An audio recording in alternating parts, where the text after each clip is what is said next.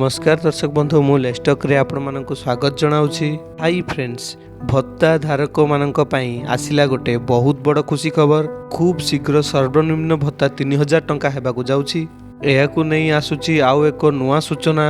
कौन रही अपडेट यही वीडियो माध्यम जानी नवा। कौन रही खुशी खबर सबू किछि जानिबा पई हेले वीडियोटी को कंप्लीट भाव में देखंतु।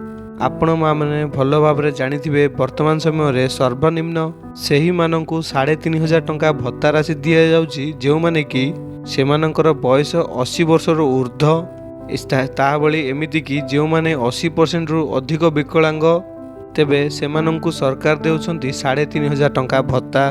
एबे सर्वनिम्न भत्ता 1000 टंका मिलुछि। एहा परिवर्ते एबे हबाकु जाउछि 3000 टंका भत्ता। केउ मानंकु एई टंका मिलिबो एवं केउठारु एमानंकु टंका मिलिबो आसिला एक बहुत बड़ खुशी खबर। सेथि जोगु वीडियोटी को कंप्लीट भाव में देखंतु। वीडियोटी स्टार्ट करिया पूर्व मोर गोटे छोटिया अनुरोध, जदि वीडियो को एपर्यंत लाइक करना वीडियो गोटे लाइक करदेवे। चैनल को जदि नुआ करी आछंती चैनल को सब्सक्राइब करी पाखे बेल आइकन रे क्लिक करदेवे। चलंतु देरी न करी कोन रही अपडेट जानि नबा।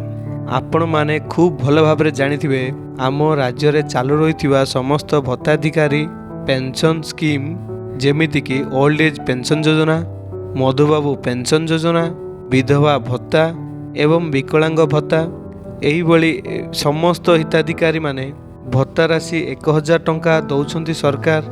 हेले एबे वर्तमान समय रे 1000 परिवर्ते खूब शीघ्र सरकार दबाकू जाउछंती 3000 टंका भत्ता राशि। आपण माने भल भाव में जानिथिबे निर्वाचन पूर्व सरकार घोषणा करथिले कि एथर सरकार जीतिले तेबे आपणको मिलिबो 3000 टंका भत्ता।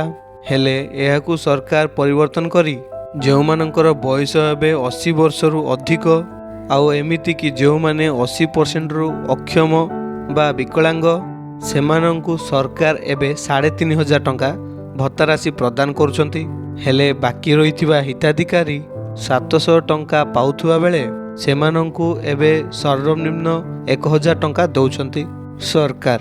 हेले वर्तमान समय रे 1000 परिवर्ते खूब शीघ्र आपण मानंकु 3000 टंका मिलिबो बोली जहाँकि सूचना रही। आउ यह मध्य हेले सरकार विधिबद्ध भावे मध्य घोषणा करिबा पई जाउछंती। आउ किछि दिन अपेक्षा करनियंतु। खूब शीघ्र आपनको 3000 टंका भत्ता राशि मिलिबाकु जाउछि।